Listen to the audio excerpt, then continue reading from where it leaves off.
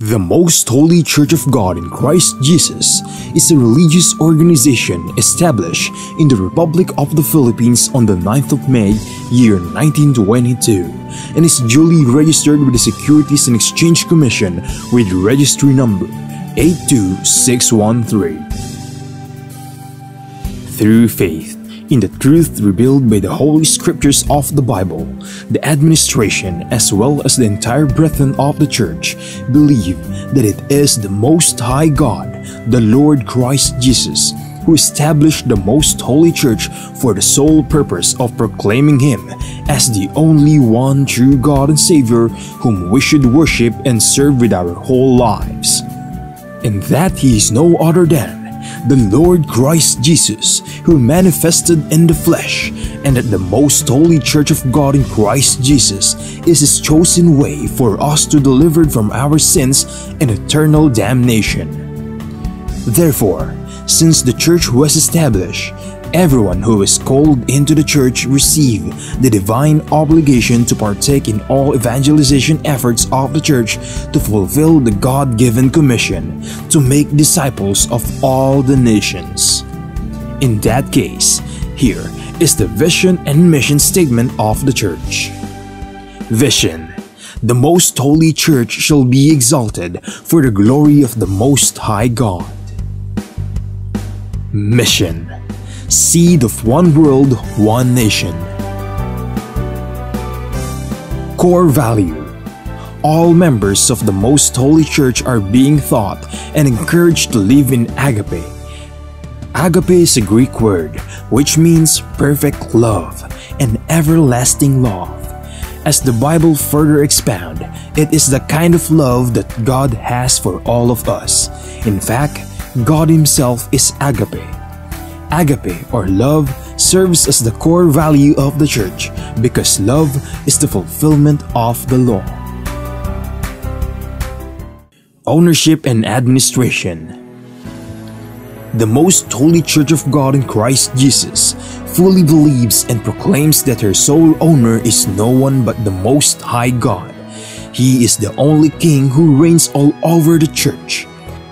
Everything the Church achieve and will achieve in the future are the works of God.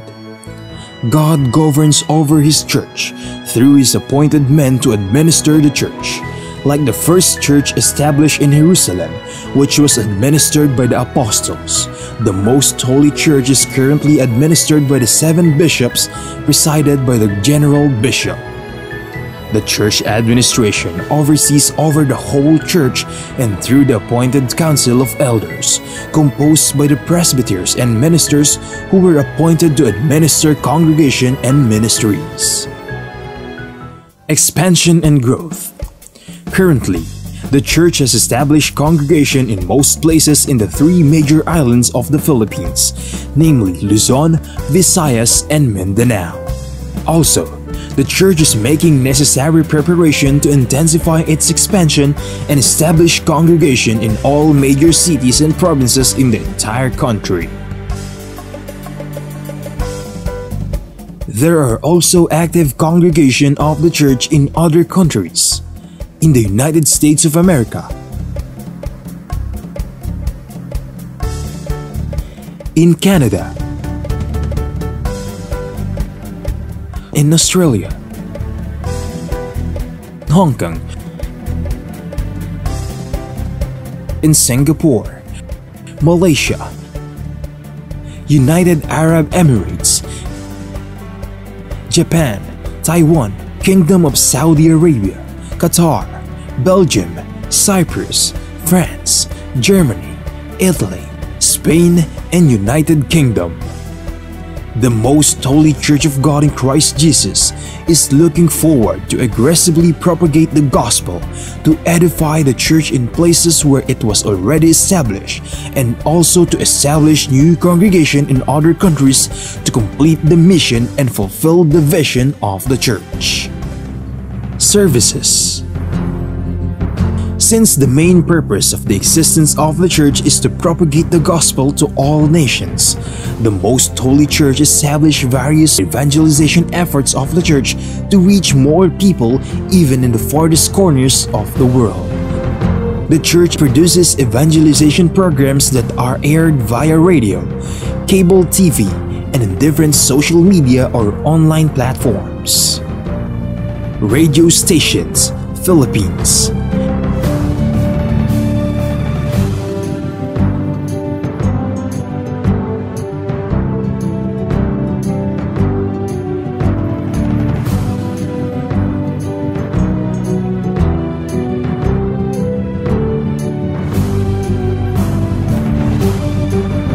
Cable TV channels.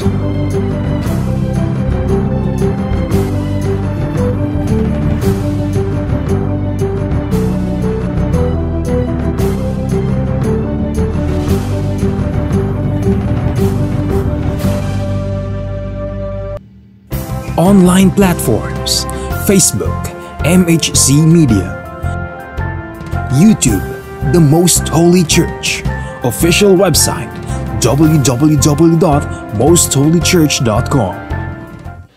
Charity. Aside from actively upholding evangelization efforts, the Most Holy Church is also active in charity works.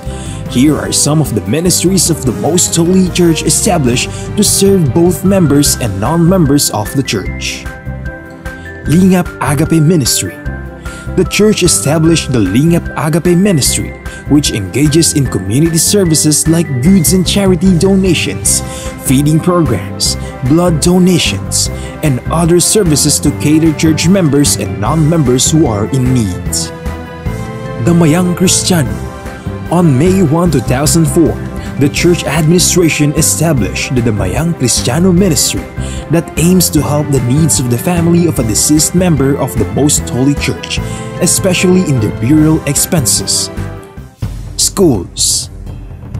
Pristine Heritage Academy, formerly known as Pristine Learning and Tutorial Center. The Pristine Heritage Academy was established by the Most Holy Church in February of 2009. The school is open to all church members and non-members alike for the fulfillment of a part of the Most Holy Church community service. Mahanaim Evangelical Academy. The church administration aimed to give standardized education and training to church members who aspire to become missionary workers and ministers of the church. Thus, in 2018, the church administration established the Mahanaim Evangelical Academy that provides classroom lectures and on-the-job training so that aspirants to partake in the Lord's mission may be molded to become a proud messenger of God. The Mahanaim Evangelical Academy mainly holds its training in Gabay Center, the training facility of the Most Holy Church located at Barangay Sumalo, Municipality of Hermosa, Province of Bataan, Philippines. The Centennial Celebration of the Most Holy Church. The Most Holy Church of God in Christ Jesus recently celebrated its 100th anniversary on the evening of the first day of May 2022 at the Gabay Center, the newly built facility of the church situated at Barangay Sumalo, Municipality of Hermosa, in the province of Bataan, Philippines. On the morning of the same day, the church held the inauguration and dedication of the Gabay Center. The Gabay Center is a training facility of the church built through the favor of God and the collective efforts of the entire brethren from around the globe. From the proud members of the church, we are inviting you to join us and be a member of the Most Holy Church of God in Christ Jesus, so that we may share the ever-abounding favor of God towards His beloved children. Please take time to listen to the preaching of all the topics composing the lessons of spiritual salvation, so that we may share to you the teachings and doctrines of the Most Holy Church, which are purely based on the Bible that will lead us to our soul's salvation.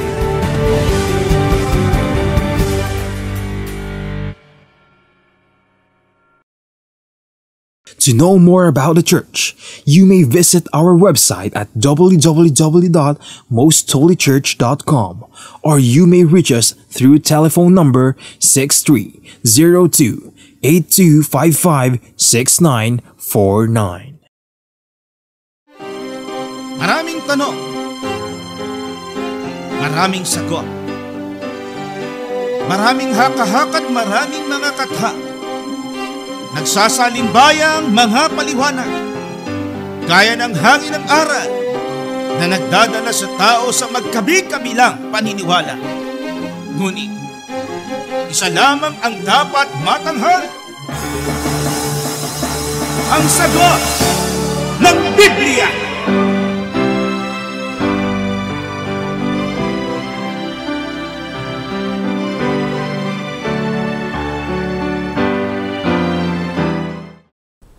Gaya po ng inyong narinig, mga giliw naming taga-subaybay sa palatuntunang ito na ang kabanal-banalan. Ang bahagi pong ito ng ating programa ay pinamagatan po nating ang sagot ng Biblia. Welcome po mga mahal at mga giliw naming mga taga-subaybay sa segment na ito ng ating palatuntunan ang kabanal-banalan. Yes, you are watching ang sagot ng Biblia, ang tugon ng kasulatan tungkol sa mga issues, mga concerns tungkol sa pananampalataya. So makaasa po kayo, mga mahal naming mga tagapakinig, mga bago nating mga taga-subaybay. Ang format po ng ating portion ay question and answer. So magsisend po kayo ng questions and yung magiging reply o answer po ay batay po sa nakasulat. So para po sa inyong partisipasyon at siyang aming hinihikayat po kayo, no? Mga kaibigan, na kayo po yung mag-participate sa ating talakayan sa pamamagitan po ng pagpapadala ng inyong mga mensahe dito po sa ating mga linya na ating pong i-announce. Pero bago ito, sana masubaybay nyo rin yung ating pagpoprograma dito sa himpilan DWBL 1242 kHz sa AM band. Meron po tayo yan 7:30 to 8 Mondays to Fridays. Ang pamagat po ay Blessed Day. Samantala sa social media naman, 6 to 6:30 ng umaga ang pagpipremiere o ang pagpipresenta po ng nasabing programa. Ang sagot ng Biblia, gaya itong portion na ito, every Sunday po yan, 4 to 5. Sa Kiss FM naman, 95.1, narito naman po ang lineup natin. Every Sunday, 7 to 7:30, The Crime. 7:30 to 8, immediately after, Likhawit. Then, Mondays, Wednesdays, and Thursdays, ang kabanal-banalan, 7 to 7:30, ho yan ng gabi. Full Life, Tuesdays and Fridays, 7 to 7:30. Ang sagot ng Biblia, every Saturday naman po, 7 to 8 in the evening. So, narito naman ang mga numero maaaring yung padalhan ng inyong mga katanungan. Una po ay ang 0927-140-3782, 0927-140-3782, 0909-555-5009, 0909-555-5009, 0991-419-2027, 0991-419-2027. Ang ating website naman ay mostholychurch.com, mostholychurch.com. At na-mention nga po natin kanina, ito pong ating mga social media accounts. Although tayo po yung napapanood o nasusubaybayan din yung mga clips, reels, yan sa Instagram, sa TikTok. Pero ito ho yung para sa ating pagpoprograma. MHC Media, yan, Facebook page. Ang Kabanal-Banalan Facebook account. The Most Holy Church, yan naman po ang ating YouTube channel. Yung nakikita nyo sa ating mga TV screens. Samantalang ating punong tanggapan naman ay nandiyan sa Maynila, number 688 Rahabago Street, Gagalangin, Tondo, Manila. And in case magawi nga kayo dyan at malaman, naalam nyo po ang punong tanggapan, yan po ay under renovation ngayon. So if you wish to visit us, you may make an appointment dun sa mga numero na ating pong in-announce. Kapatid na Yushel, kami po ang inyong mga lingkod. No? Kapatid na Gabriel, Brother George Quirino, kasama po natin ang kapatid na Yushel, kapatid na Danilo Francisco. Salamat po. At salamat din po sa inyo, mga giliw na taga-subaybay. Siyempre, nagpapasalamat po tayo sa Panginoon na nagpapahintulot na patuloy kaming makapaglingkod sa inyo sa pamamagitan po na ang inyong mga katanungan ay matugunan sa pamamagitan ng Biblia. So sa mga napapanahon po katanungan, agad po tayo magtungo dito. Mga out of curiosity kasi ito mga nasusubaybayan sa traditional media and also sa social media, yung issue ho dyan sa Los Angeles, California. Nasa Biblia po ba yung wildfire dyan sa Los Angeles, California?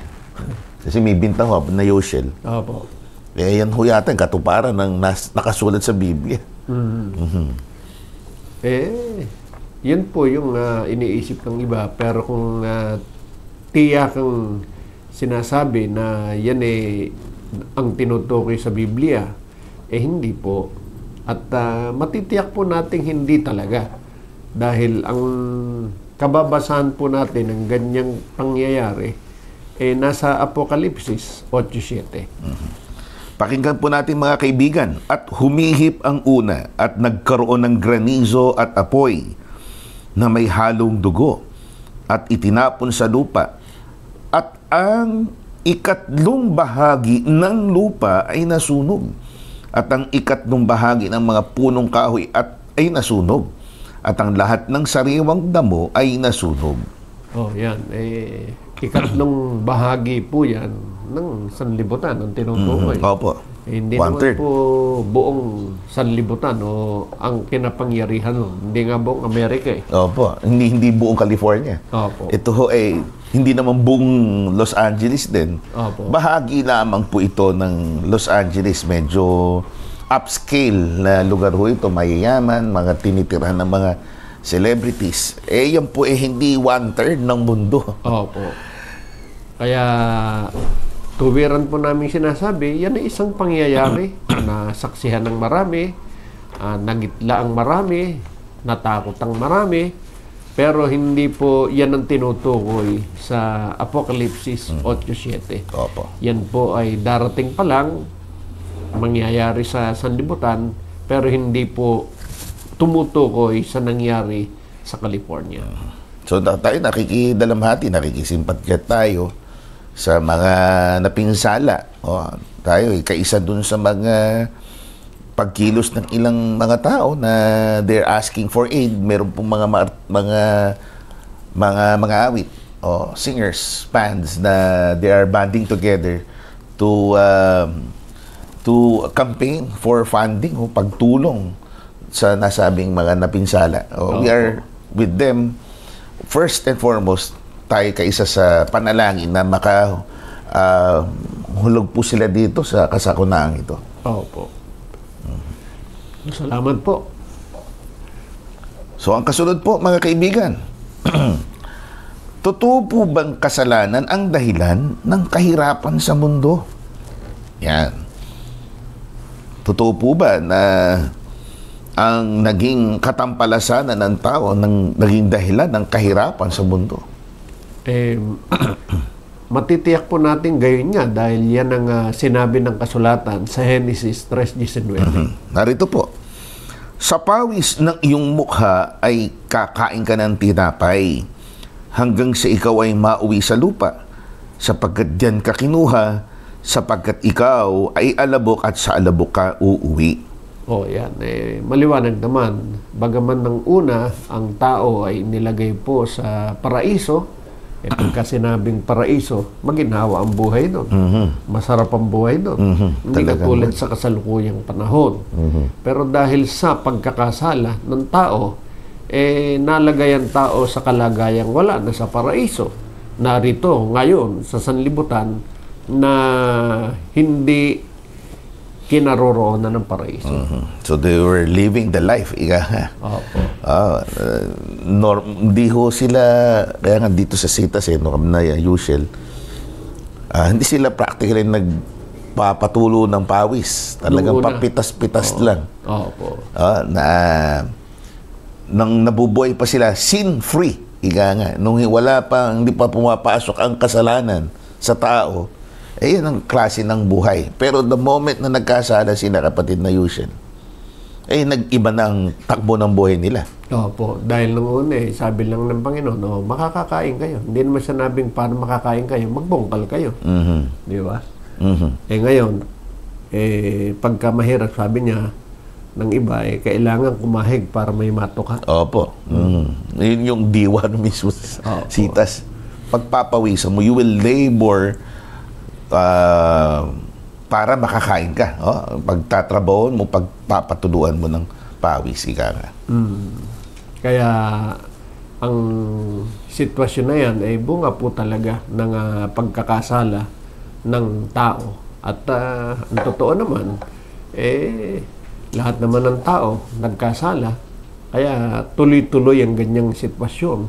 At dahil sa ganyang sitwasyon, ang pinakamabuti na pwedeng gawin ng tao para kahit ang sitwasyon ng mundo ay gayon, nagturo naman ng paraan ang Panginoon para hindi niya maging suliranin ang bagay na ito na nangyayari sa sanlibutan o sa mundo. Dahil ito po sa Mateo 6:33. Datapwat hanapin muna ninyo ang kanyang kaharian at ang kanyang katwiran, at ang lahat ng mga bagay na ito ay pawang idaragdag sa inyo. Yan. Maliwanag naman. Ang tinutukoy po dyan na idaragdag ang lahat ng bagay na ito. Yun nga po, ang mga pangangailangang pangunahin ng mga taong nabubuhay sa lupa. Yung pagkain, pananamit, tirahan. Sabi ng Panginoon, kung gusto ng tao na hindi niya maging suliranin ito sa kanyang buhay, kundi maramdaman niya na talagang ibinibigay sa kanya ng Panginoon, unan niyang hangarin ang siya po ay maging kabilang sa pinaghaharian ng Diyos. At ang kapalit nito sa pagkatagpo nung nasabing kaharian at ng kanyang katwiran, yung pong ninanasang kaginhawahan sa mundo, yung kasapatan, ay ipasusumpong din sa kanya, no, kapatid na Yusef. Yun ang nakasulat, di ba? Kaya hindi siya magkakaroon ng kalooban, kaisipan na parang wala sa kanya, kundi ito'y magiging gaya ng ibinibigay sa kanya bilang karagdagan. Kasi yun talagang kailangan niya, nauna, priority din sa kanya. Yun ang lalong pinapahalagahan niya. Kaya pag nasa kanya yung una na sinabi ng Diyos, hanapin muna ninyo, tiyakin muna ninyo, maging priority ng tao sa buhay niya, na lumalakad siya sa katwiran, ayon sa kalooban ng Diyos, ang Diyos ay naghahari sa kanyang buhay, ang mga bagay na yan,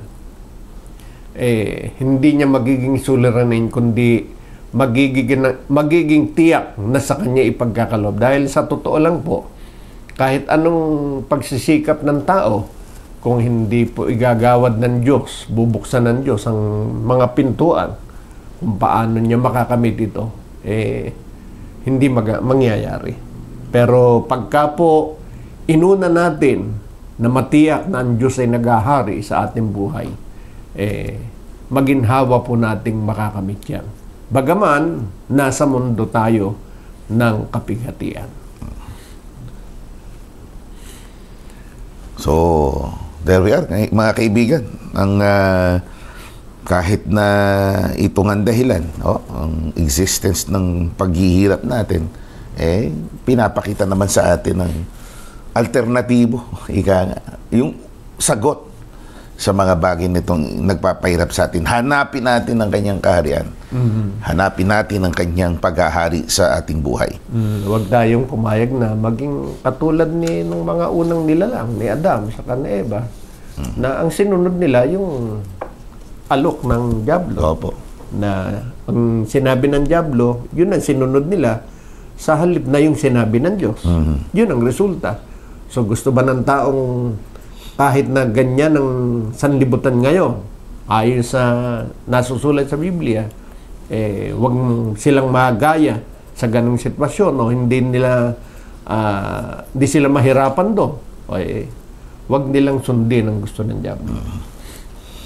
And with that note, tayo po ay magtungo muna. Bigyan daan natin ng pag-aalay ng songs dito sa Kabanal-Banalang Iglesia. And let's hear it from Brother Jehoram, si J.R. Gutierrez, sa kanya awiting, ihibik mo sa kanya ang lahat, ang lahat-lahat. Ito'y sa panulat bilang kasangkapan ni na Brother Asahel, Ronnie Manarang, At ang music, ang paglalapat ng musika, courtesy of Brother Rapa, si kapatid na Rodel Garabides. We now present to you, brothers and sisters, si Brother Jehoram.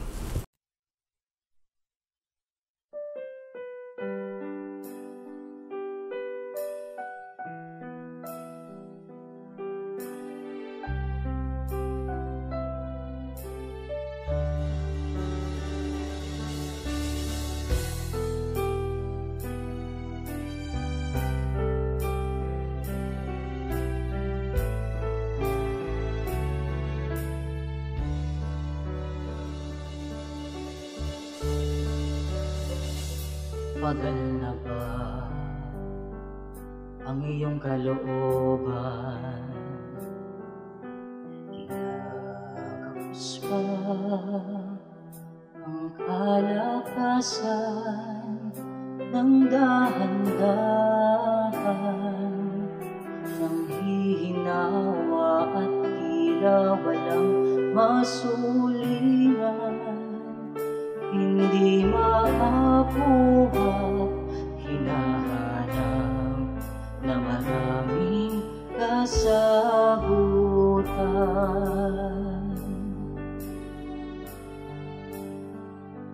Pagal na ba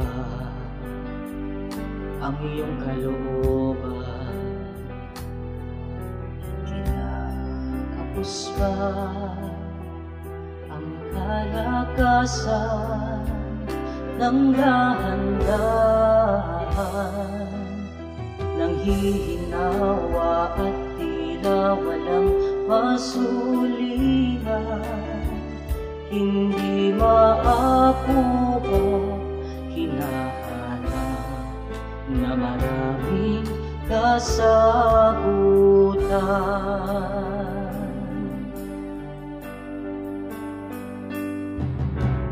Ibig mo sa kanya ang lahat-lahat. Pinig mo may paglumbay, di masasayang. Sa bawat daig ay may handang kasagutan. Lalakad kang kasama na at di ka kailanman iwanan. Laging may pag-asa, may sagot na makikita. Buhay ang Diyos, buhay ang Diyos, siya na makapangyarihan. Siya ang saksi sa lahat ng iyong pinagdaraanan. Lawak ng pangunawan ay abot ang iyong kalagayan. Pagtitiwala ka sa Kanya, ang tanging kailangan, at tanggapin mo siya ngayon at kailanman bilang hari ng iyong buhay. Pagliligtas na iyong mararanasan, di ka niya pababayaan. Pag-ibig niya ay walang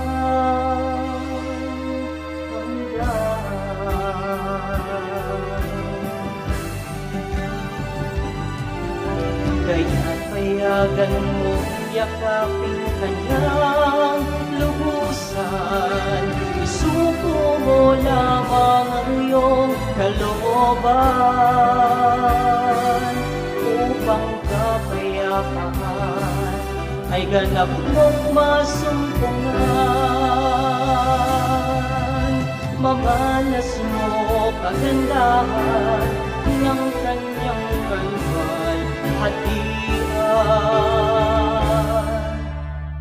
Laging may pag-asa, may sagot na makikita. na. Buhay ang Diyos, buhay ang Diyos, siya na makapangyarihan, siya ang saksi sa lahat ng iyong pinagdaraanan. Labang ng pangunawan ay abot ang iyong kalagayan. Pagtitiwala ka sa Kanya, ang tanging kailangan, at tanggapin mo siya ngayon at kailanman bilang hari ng iyong buhay. Pagliligtas na'y iyong mararanasan, di ka niya pababayaan. Pag-ibig niya ay walang hanggan. Di ka niya pababayaan. Pag-ibig niya ay walang hanggan.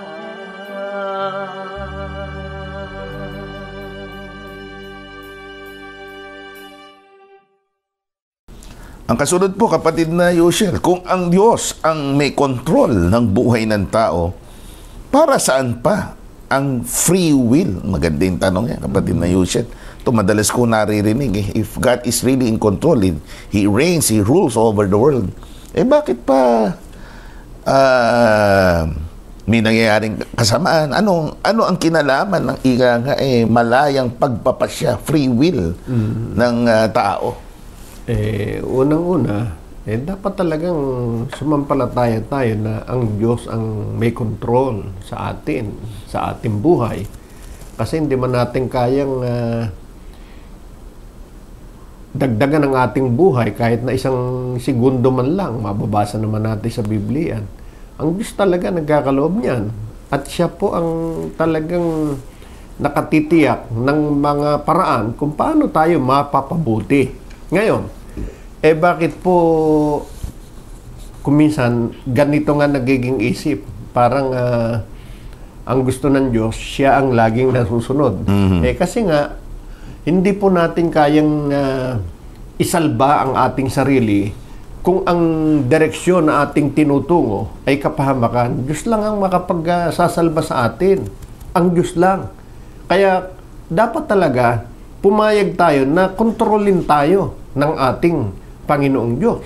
Dahil pagka hindi po tayo sumunod, napakontrol sa gusto ng Diyos, nang bukal sa ating kalooban, may patunguhan tayo na malamang po na tayo ay mapahamak. Kaya sa Biblia, kung ipaliwanag po yan, basahin natin. Sa Deuteronomio 30:19. Aking tinatawag ang langit at ang lupa na pinakasaksi laban sa inyo sa araw na ito, na aking ilagay sa harap mo ang buhay at ang kamatayan, ang pagpapala at ang sumpa. Kaya't piliin mo ang buhay upang ikaw ay mabuhay, ikaw at ang iyong binhi. Yan. Kasi nga, unang-una, tatandaan natin, ang lumalang sa atin, ang Diyos. May layunin ang Diyos kung bakit niya tayo nilalang. Kung ang layunin ng Diyos para sa atin, para sa ating ikabubuti, may paraan ng Diyos kung para matiyak natin na maging ang dulo ng pagkakalalang sa atin ay mabuti. Kaya ang paraang ginawa ng Diyos, inilagay sa ating harapan yung kung paano choices. Tayo magdedesisyon sa ating buhay. Opo, pagpipilian. Yun nung paraan ng Diyos, ika nga ng pagkokontrol sa atin. Pero, ipinaubaya pa rin sa atin yung pagpapasya. Yung sinasabi nung tanong na free will. Iba ang pagkakalika sa tao. Kung ihahambing sa ibang Nilalang. creations. Halaman, yan ang tumutubo mula sa binhi, muusbong, nagbubunga, tapos yung mga bunga niyan, pag nangalaglag sa lupa, sila na yung magiging sunod na henerasyon. Sila yung mga hayop din, umiiral sila, napasusunod sa tao, dahil binigyan ng karapatan ng kapangyarihan ng tao na magkaroon ng dominion sa kanila. Pero, ang tao binigyan ng isip na makapagpasya. Alin ang pipiliin niya? Yun bang mabuti o yung masama? Yung mabuti, yun yung pagsunod mo sa gusto ng Diyos. Yung masama, yun yung pagsunod sa hindi gusto ng Diyos. Ikaw ang may gusto. Opo. Yung nakikita mo sa iba, kahit na alam mong labag sa kalooban ng Diyos, kung ang decision mo, yun ang gawin. O kaya, ang piliin mo yung kalooban ng Panginoon, o yun yung sinasabing free will. Ikaw magde-decide.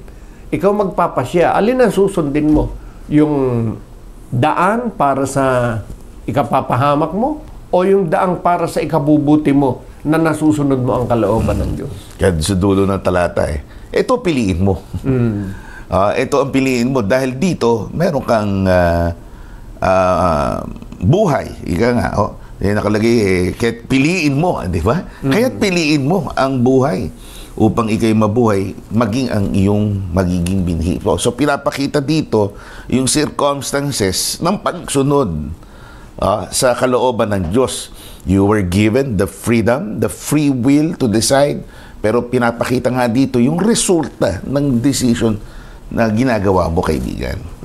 At yun siya mismong sinasabi ni Haring Solomon. Opo. Alam nating matalinong hari. Naunawaan niya kung paano nagpapasya ang ating Panginoon. Basahin natin. Ecclesiastes 11:9. Ikaw ay magalak o binata sa iyong kabataan at pasahin ka ng iyong puso sa mga kaarawan ng iyong kabataan at lumakad ka ng mga lakad ng iyong kalooban at sa paningin ng iyong mga mata.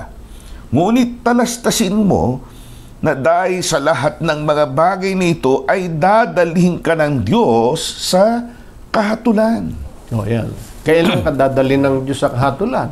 Pagka ang naging decision mo sa iyong buhay, hindi ayon sa direksyon na para sa iyong ikabubuti. Kung ang nangyari, ang direksyon na iyong pinili, yung para sa iyong ikapapahamak, hindi naman ikaw ang maggagawad ng hatol sa sarili mo. Ang Diyos din. Kaya lang, huwag mong sabihin Diyos ang pumili no, kundi ikaw. Dahil yung lakad na pinili mo ay lakad na doon ka masaya, sabi ng iba no ka rin ka. Kapampangan mo ba yan? Kung saan ka masaya, yan ang katwiran ng iba. Siya, yan ang gusto ng tao. Ibigay ang hilig para walang ligalig. Yun ang katwiran ng iba. Kaya sinusunod kung ano gusto. Pero tandaan natin, pagka ang pinili natin, yung hindi tama o hindi ayon sa kalooban ng Diyos, ang dulo nun, hahatulan tayo ng Panginoon. Kaya, yun ang sinasabing free will. Tayo magdidesisyon, pero ipinapakita ng Diyos. Meron dalawang daan sa buhay ng tao. Pag pinili natin yung ang dulo ay kapahamakan, parurusahan tayo ng Diyos. Pero pagka ang pinili natin, ang dulo ay sa ikabubuti, tatanggapin natin ang pagpapala ng Diyos. Yun yung free will. Pinakikita sa atin ng Diyos yung dulo ng pipiliin nating landas ng buhay dito sa mundo. Sana mag-guide tayo mismo, yung pinipersuade tayo, kinukumbinsi tayo doon towards the direction na tama.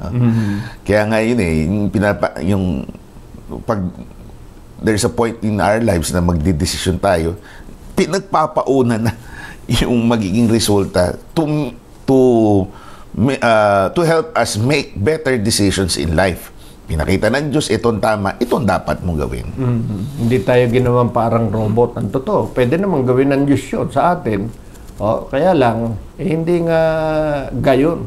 Kundi binigyan tayo ng isip, ng damdamin, para tayo mismo makapag-decide at magawa nating bukal sa puso yung pagsunod sa kalooban ng ating Panginoon o yung pagpili ng daan para sa ating ikabubuti. Kasi ganyan naman kahit sa anak, ganun din. O sinasabi ng magulang, ito gawin mo. Pero ang sinusunod pa rin ko minsan ng anak kung ano yung gusto niya, kung saan siya masaya, o bandang huli, pag napahamak, doon lang, di ba? Nakakaalala. Marirealize. So, ganun din po sa pagsunod sa kalooban ng Diyos. Ang Diyos, yan ang ating Ama, yan ang lumalang sa atin. May layunin siya kung bakit tayo nilalang. Pagka ginawa natin yung layunin ng paglalang sa atin, mapapabuti tayo. Pero kung ang gagawin natin, hindi yung layunin ng paglalang sa atin at kung ano yung ating gusto, o sinabi na ng Diyos, mapapahamak tayo. Sino magde-decide? Kung alin ang pipiliin? Tayo. Yun yung free will na sinasabi. So, kasunod pong katanungan, kapatid na Yushel. Ito na laman ito ng mga balita sa atin. Ano ang maipapayo ninyo sa mga kabataang maagang nagbubuntis? Siguro hindi lang aplikable sa kabataang babae ito. Kasama yung mga lalaki. Kasi sila yung nagkokos ng pagbubuntis. Siyempre, kapatid na Yushel. May kasabihan ako ng mga matatanda na nanig ko, it takes two to tango. Alam nyo naman siguro ibig sabihin nun. Siguro panahon nyo yata yan. Yung tango, uso. Diba? It takes two, ibig sabihin, it comes in pairs. Panahon natin. Yun ho, mga kaibigan. Ang pagdadalang tao, ang pagpapamilya, pagbubuntis, hindi ho nga naging responsibilidad lamang ng babae o ng dalaga. Kundi maging nung nakaulayaw, yung binata. Ngayon ho, kasi background lang, kapatid na Yushel, may mambabatas na nag-akda ng tungkol dito to address yung alarming rate ng malaking bilang ng mga kabataan ngayon ay nabubuntis. Sa totoo lang, magugulat tayo, kapatid na Yushel, 10 taon hanggang 14 na taon. May mga insidente, alarming rate ng araw na nabubuntis. Karoon pa lamang ng pagdalaw na pambabae na gagalaw agad, nagdadalang tao agad. So ano ang pwedeng maipayo? Siguro bilang tulong na rin sa sinusulong ng pamahalaan o ng legislatura, ano ho bang maipapayo ng palatuntunan ito sa pamamagitan ng Biblia? Unang-una, ng talagang layunin ng Panginoon sa mag-asawa, sa isang lalaki, sa isang babae, kaya ipinahintulot ng Diyos ang pangyayaring yan o ang institusyon na yan. Basahin natin sa Biblia, sa Malakias 2:15. At di baga siya'y gumawa ng isa, bagaman siya'y may labis na espiritu? At bakit isa? Kanyang hinahanap ang lahing makadiyos. Kaya't ingatan ninyo ang inyong kalooban at huwag nang manglilo laban sa gawa ng kanyang kabataan. Yan. Maliwanag po ito. Unang-una, dapat na maliwanag sa ating mga magulang na ang pananagutan po para sa ating mga anak nasa atin. Huwag tayong magkukulang ng pag-guide sa kanila para matugunan natin ang dahilan kung bakit po tayo ay ipinahintulot ng Diyos na magkaroon ng kasama sa buhay, magkaroon ng asawa sa pamamagitan ng kasal, para po maging instrumento tayo na ang ating mga anak ay maging makadiyos. Siyempre, pagka ang ating mga anak ay makadiyos, yun lang ang paraan para po makaiwas sa ganyang mga karaniwan na nangyayari sa mundo, dahil hindi lang naman dito sa Pilipinas. Opo, totoo yan, kapatid na Yushel. Kahit sa mga mauunlad na bansa gaya ng Estados Unidos, there's also an alarming rate of teen pregnancy. Hindi nga lang teen ito, teenager. 10 taon, kapatid na Yusek. Nagkakaroon na ng incidents. Hindi lang isa yan, kundi talagang marami ang nangyayari ng ganyan. Kaya yan po unang-unang may pananagutan diyan ay ang ating ang mga magulang. Pero yun po ay siyempre gagawin ng dapat ng mga magulang ang lahat ng kanilang magagawa para gabayan yung kanilang mga anak. Kaya lang kung minsan may mga anak na talagang kahit na masikap na nagtuturo yung kanilang mga magulang, ang sinusunod pa rin yung kanilang sariling gusto. Opo. Kaya, yun naman ang nangyayari. Yung nahuhulog sa ganyang mga sitwasyon, karaniwan yung hindi talaga sumusunod sa bilin ng magulang. Huwag ka munang makikipagkasintahan, huwag kang makikibarkada. Kasi kung minsan, kahit hindi kasintahan, nabubuntis ng hindi naman niya kasintahan. Dahil very curious ang kabataan Merong angking kapusukan, mapusok. Dahil nga may kasabihan raging hormones, nag-grow pa lang, nagde-develop pa lang ang katawan, maging yung utak, kapatid na Yushel, base sa medisina sa agham na nasusubaybayan natin, they are attesting to the fact na hindi pa fully developed ang pag-iisip ng mga kabataang ito to make decisions in life. Kaya padalos-dalos. Opo. Yun yung resulta ng unwanted pregnancies among very young men and women. As early as 10 years old hanggang 14 ay nagbubuntis, mga kaibigan. Kaya ang pinakamabuti dyan, dahil ang mga magulang ang binigyan ng Diyos na pananagutan para dyan, nagabayan ang kanilang mga anak, tiyakin na sila'y magiging makadiyos, may takot sa Diyos, kumikilala sa Diyos. Kasi ang Diyos hindi nakikita. Pero kung natatakot sa Diyos ang tao, ang kabataan, kahit di niya nakikita ang Diyos, iingatan niya kung ano kalooban ng Diyos. Ngayon, bakit nangyayari yung mga bagay na yan? Kahit na kuminsan ng magulang, hindi nagkukulang sa kanilang mga anak ng mga pagpapayo. Kuminsan nga, hindi lang payo nagagalit pa nga Opo. Tingnan natin ang sinasabi ni Apostol Pablo sa kanyang liham sa mga kapatid sa Efesos 6:4. At kayong mga ama, huwag ninyong ipamungkahi sa galit ang inyong mga anak, kundi inyong turuan sila ayon sa saway at aral ng Panginoon. Yan. Yun ang sinasabi sa mga magulang, turuan tungkol sa saway at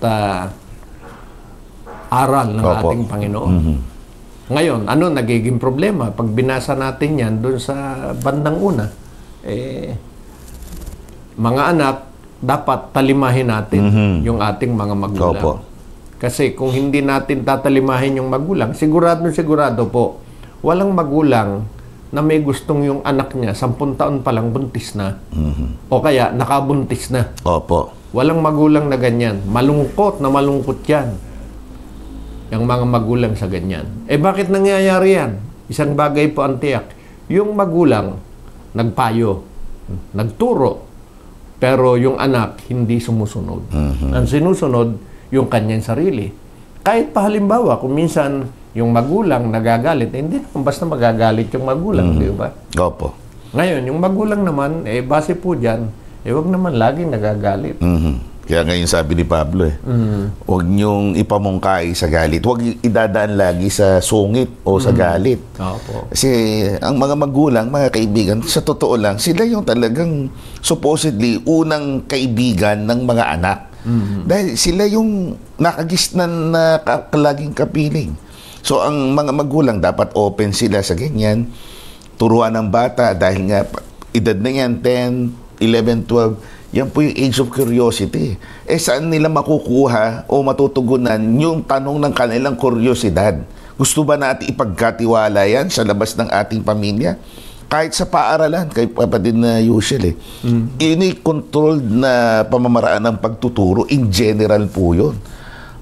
Ang approach, dahil maraming mga estudyante, siyempre, iba ho yung personal na pagtuturo na dapat ay binibigyang halaga ng mga magulang. Opo. Kaya kahit itong tinatawag na diretso nating pag-uusap, sex education, of course, nakaranas ng sexual relationship ang mga magulang, they should be the ones, sila ang mismo ang dapat na ipamulat sa kanila. Siyempre, theoretical lang na pagtuturo, no? Ika nga, textbook. Sa edad na yan, hindi pa talaga pwede silang makipagtalik. Di ba? So, yung curiosity nila na napupuno, nasasagot. Kasi pag hindi yan nasasagot sa ating sambahayan, sa ating pamilya, ika nga, ang tawag doon, yung dinededma. Hindi pinapansin ng mga magulang, hahanap yan ng sagot sa iba. At mag-i-eksperimento yan, hindi lang yung sagot, kundi yung actual mismo na gawa, pwede nilang magawa. That leads to unwanted teen pregnancies. At yan ang nangyayari sa kasalukuyan dahil sa may mga internet ngayon. Opo, yung yun ang kanilang sinasangguni madalas. Opo. At dahil po doon, marami talagang mula dyan ay nakakatagpo ng kanilang ikapapahawa. Opo. Kaya yung sinasabi natin, nabuksan nyo na rin lang tungkol sa internet. Minsan kasi mga magulang, yung mga sabihin nating old style ng pagiging magulang, pag narinig na nagtatanong, uy, bad yan, ganun kaagad. Sinasansala yung mga bata, yung mga anak nila, na sa halip na yung unti-unti na itinuturo sa kanilang mga bagay nito, sa halip na sila isansalain, wag nang pag-uusapan yan. Yung sinasabi natin, kahit yung mga tawag ko dito sa population control, yan ang sinasabi din nila. Wag niyong hayaan na matuto, sumangguni ang mga bata. Yung sinabi niyo sa internet. Sumangguni sa katulad din ng mga bata, ituturo nila. So, mag-i-explore yan, mag-i-eksperimento, gaya na sabi nga natin kanina. Balikan natin sabi ng kasulatan, ama at ina, syempre. Kung ama, usually, ikaw ang nagtuturo sa anak mong lalaki. Babae o yung ina, magtuturo sa anak na babae. Kasi yun ang ating pananagutan. Pero mananatili,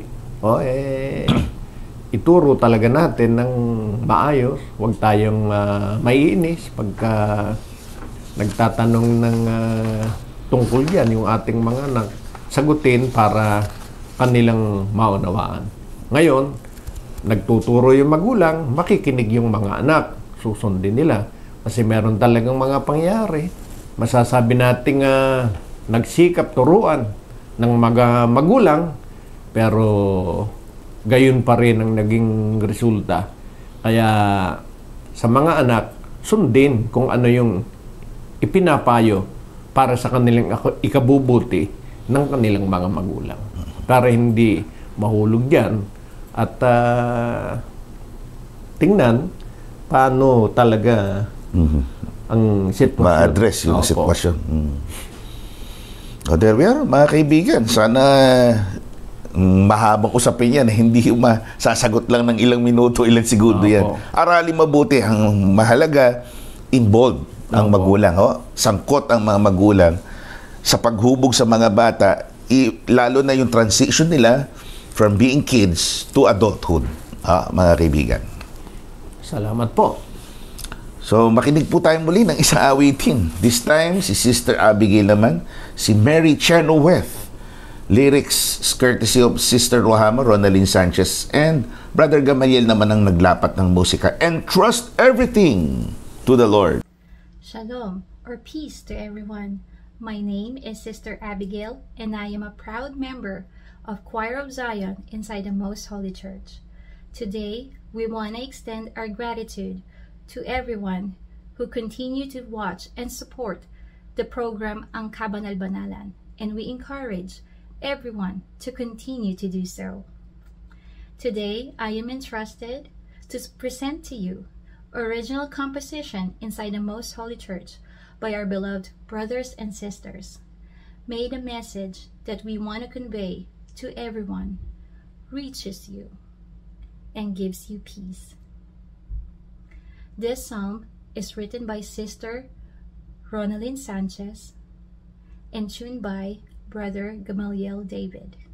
I present to you the psalm entitled, Entrust Everything to the Lord.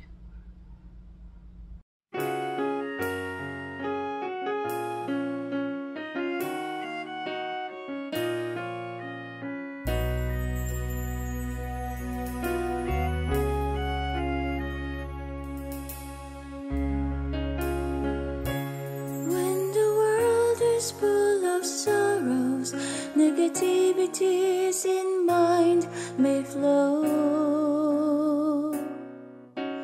Hopelessness is on its way.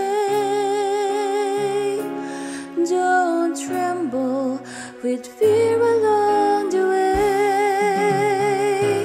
When the world is full of sorrows, negativities in mind may flow. Hopelessness is on its way. Don't tremble with fear along the way, along the way,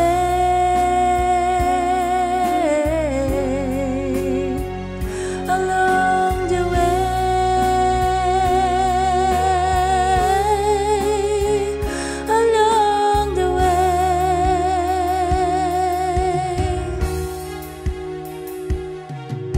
If there's disappointment in life, when it seems life is unfair, close your eyes, open your heart, have faith and see the good behind. If there's disappointment in life, when it seems life is unfair, close your eyes, open your heart, have faith and see the good behind the troubles.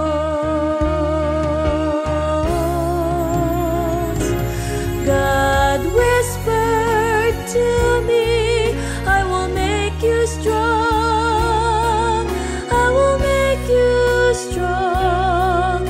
I will strengthen you, he says. Don't be afraid. Don't be dismayed. Take courage, I am always with you, forever and ever.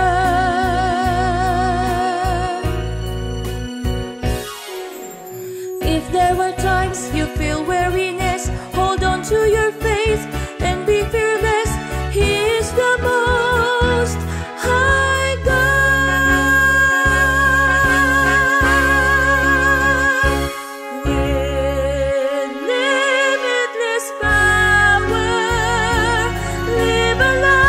According to his will, and he will take away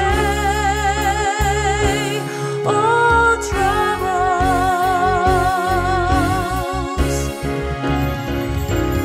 God whispered to me, I will make you strong. I will make you strong.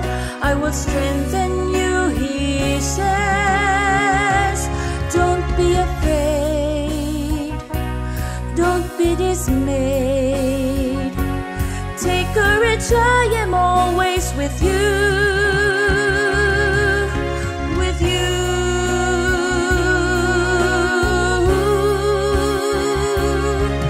With you.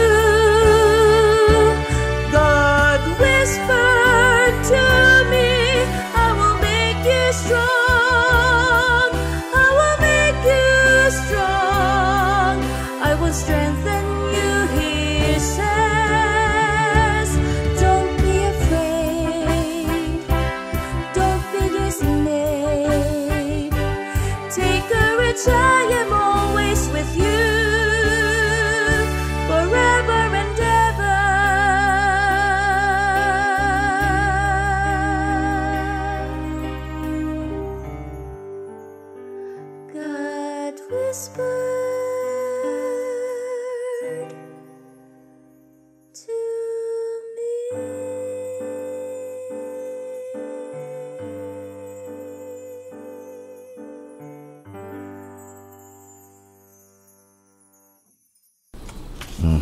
Salamat po, sister.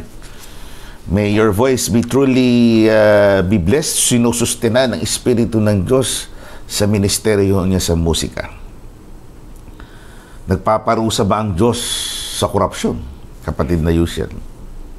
Siguro, ang tinutukoy dito ay tungkol sa mga korap na mga tao at anumang anggulo ng sa lipunan.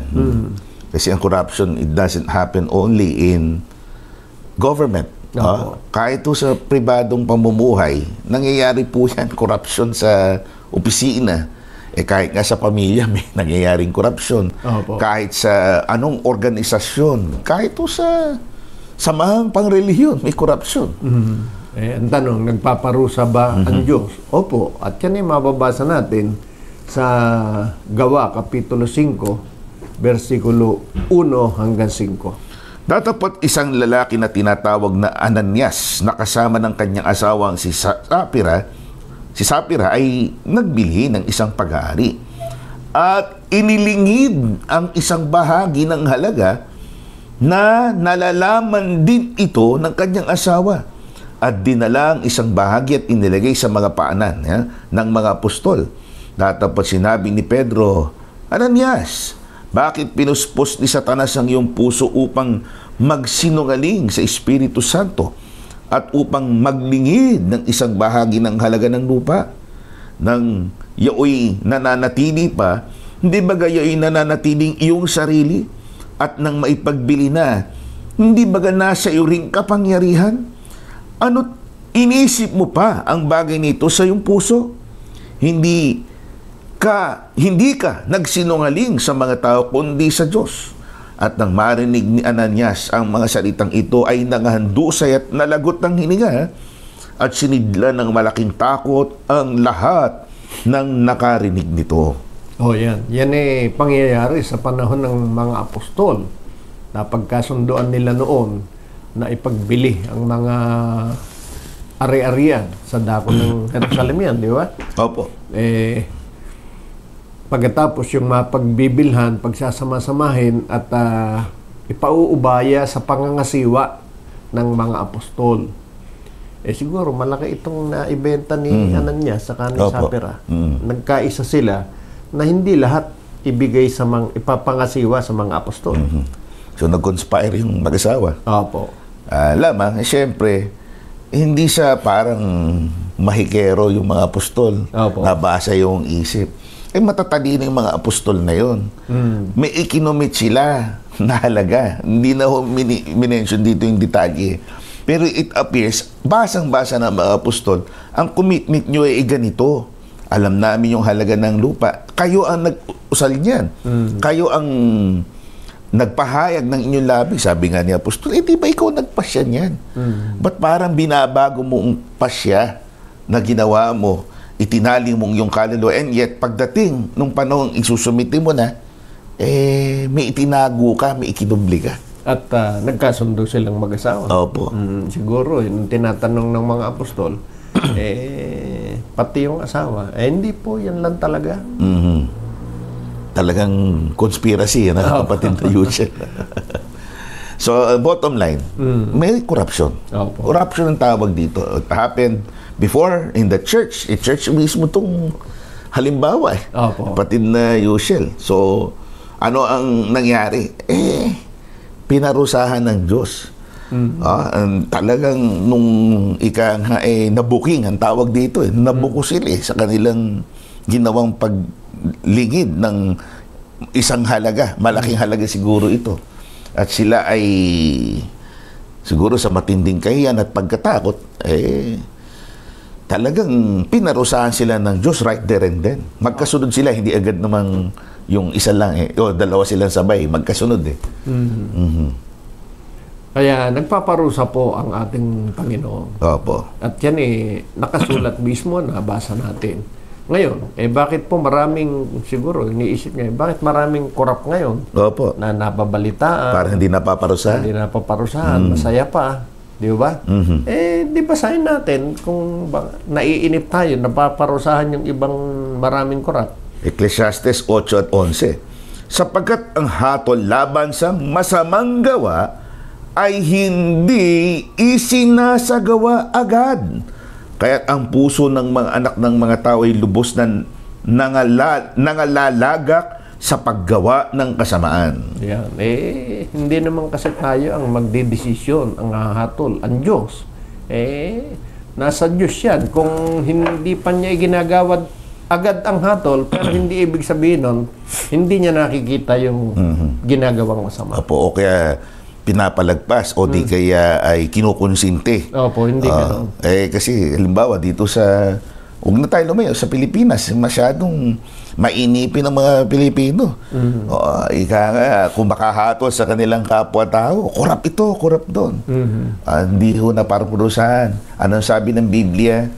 May panahon ng pagpaparusa dyan. Mga kaibigan. At darating yan. Bakit nga ba, kapatid na Yushel? May napakagandang dahilan ng Diyos. Bakit hindi agad-agad? Basahin natin. Sige po. Ang napakagandang dahilan ng Panginoon. Bakit hindi agad ginagawa yung paghatol o pagpaparusa? 2:4 ng Roma. O hinahamak mo ang mga kayamanan ng kanyang kabutihan at pagtitiis at pagpapahinood na hindi mo nalalaman na ang kabutihan ng Diyos ay siyang umaakay sa iyo sa pagsisisi. Yan ang talagang gusto ng Panginoon. Ganyang kabuti ang Diyos. Kung minsan, napagkakamalang kinukonsinti, nakukonsinti, pero hindi po. Ang gusto ng Diyos, maakay ang lahat ng tao, kahit pakurap, sa mga pagsisisi. Yun talaga gusto ng Panginoon. Kasi ang Diyos talaga, ang gusto niya, mailigtas ang lahat ng tao. Kung nakikita natin ang tao gumagawa ng masama tulad niyang korupsyon, wag po nating hatulan. Ipaubaya natin sa Diyos at ang Diyos binibigyan ng pagkakataon ng lahat ng tao para magsisi bago dumating ang parusa. Yan ang gusto ng Panginoon. Hindi po nangungonsinti ang Panginoon sa anumang pagkakasalang nagawa ng tao. Sana matulungan tayo, maturuan din tayo na may hustisya. Opo. May katarungan ng Diyos. Huwag tayong mag-iisip ng masama, ng mali siya tungkol sa Diyos na makapangyarihan. Nakasubaybay siya sa lahat. So if a person o persons hindi ho sila naparurusahan agad, sabi nga ng kapatid na Yushel, binibigyan sila ng pagkakataon magsisi. If nabasa na ng Diyos, wala na talagang puwang ng pagsisisi, matutupad sa kanila. Gaya ng nangyari kina Ananias at Sapphira na ipinataw ang pagpaparusa. Opo. Parang tayo po, hindi ba tayo, nagkakasala rin tayo? Meron ba sa ating makapagsasabi na hindi tayo nagkakasala, hindi tayo nagkakamali? O bakit hindi tayo tumatanggap kaagad ng parusa? Binibigyan tayo ng Diyos ng pagkakataon para mapagsisihan, makita nating mali yung ating nagawa. At yung pabor na yon na ginagawa ng Diyos sa atin, gusto ba natin sa atin lang gawin? Yan po inilalaan ng Diyos sa lahat ng tao. Dahil lahat ng tao, Diyos po ang may likha. Kaya lahat ng tao, mahal ng Diyos. Salamat po. Magandang pagsasara, kapatid na Yushel. Lahat ng tao, mahal ng Diyos. Opo. So, tayo po ay nasa tail end na ng ating programa. Tayo po ay dadako na sa kasunod na portion ng ating programa. At ito po yung bahagi na bibigyan daan natin ng kahilingan ng ating mga kapatid. Hindi man natin isa-isahin. May mga nagpapaabot sa atin sa pamamagitan ng kanilang text, ng kanilang chat, na ipanalangin. Yung iba naman nagpapasalamat kasi nakaraos sila sa kanilang operasyon, sa kanilang gumaling sila sa kanilang karamdaman. Yung iba naman patuloy na humihiling dahil ongoing yung kanilang mga pagpapagamot. Yung iba ay dahil sa mga suliranin. Alam po namin, kahit hindi kayo nakapagpaabot, mga giliw na taga-subaybay, hindi man namin kayo kapatiran sa iglesia, sa kabanal-banalang iglesia, meron din kayong ganitong mga pinagdadaanan. Payagan po ninyong ilakip namin kayo sa panalangin ito. At ito po ay sa pamamagitan ng isa sa mga elder ng kabanal-banalang iglesia, ang kapatid na Gabriel. Tayo po ay manalangin.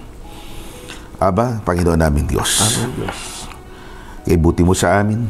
Opo. At kami ay tunay na nakaramdam ng pagsagana ng mga pagpapala mo sa aming mga magkakapatid. Opo. Lalo na sa mga nagdaang mga panahon at sa mga darating pa, ay magpaparanas ka pang patuloy sa amin. Bibiyaan mo kami ng mga pangangailangan namin sa mundong ito at lalong higit ang mga pagpapalang ukol sa Espiritu. Amen. Lakit ng paglapit na ito ang pamamagitang panalangin alang-alang sa aming mga kapatid, mga kaibigan na nangangailangan ng pagkalinga at pagpaparanas mo sa larangan ng kalusugan. Amen. May karamihan o ilan sa kanila ay nasusubok sa mga sandaling ito sa pamamagitan nga ng pagdalaw ng iba't ibang mga karamdaman. Kinikilala nilang lubos na ikaw ang makapangyarihang Diyos, ang dakilang manggagamot na magagawad sa kanila ng lunas sa kanilang dinadala. Opo. Magbibigay kaalaman, katalinuhan sa mga doktor na kinakasangkapan mo rin naman upang alagaan ang kanilang kalusugan. Amen. Papanauliin mo ang kanilang kalakasan at lakip ng panalangin itong pangakong sa pagbangon namin mula sa mga karamdamang ito ay ibabalik namin ang kapurihan na marapat sa iyong pangalan. Amen. Alalahanin mo rin ang pagtataguyod ng pangangaral ng Ebanghelyo na isang bahagi nito ay ang pangangaral sa pamamagitan ng traditional at ng social media, ang kabanal-banalan. Mga hari, maraming panahon na nakaabot ito sa kalinangan ng maraming mga tao na hinahanap ang iyong tunay at dalisay na nakaturuan. Kaya patuloy mo sana na gabayan ang mga nasa likod ng produksyon nito. Opo. Ang aming obispong pangkalahatan na siyang pangunahing benefactor o tagapagtaguyod nitong programa, 10 ng mga obispo at lahat ng mga kapatid na naglaan ng kanilang panahon, ng oras at ng kanilang kakayanhang pinansyal upang maipagpatuloy ang pagpapalaganap ng Ebanghelyo sa pamamagitan ng himpapawid at sa pamamagitan din ng makabagong teknolohiya sa makatwid ng internet at ng social media. Amen. Pagpalain mong lahat ng instrumentong ito at lahat ng nakikinig na sana'y nabiyaan sila sa araw na ito. They are truly blessed because dahil ikaw ang sumaamin, ang presensya mo ay naramdaman namin. Ito'y aming idinadalangin sa ngalan mong Kristo Jesus na aming tagapagligtas. Amen. Maraming salamat po sa inyong pagtangkilik. Ipagpauman niyo po ang inyong mga lingkod. Medyo we are under the weather dahil uso na naman po yata ito. Gayunman ay umaasa po kami na kami ay inyong muling susundan sa susunod nating episode. Kami po ang inyong mga lingkod at kapatid na Gabriel. At kapatid na Yusya. Ang panalangin po namin magkakapatid sa kabanal-banalang Iglesia ng Diyos kay Kristo Jesus ay Kapwa nawa tayo bantayan ng Panginoon sa ating paghihiwalay. Mispa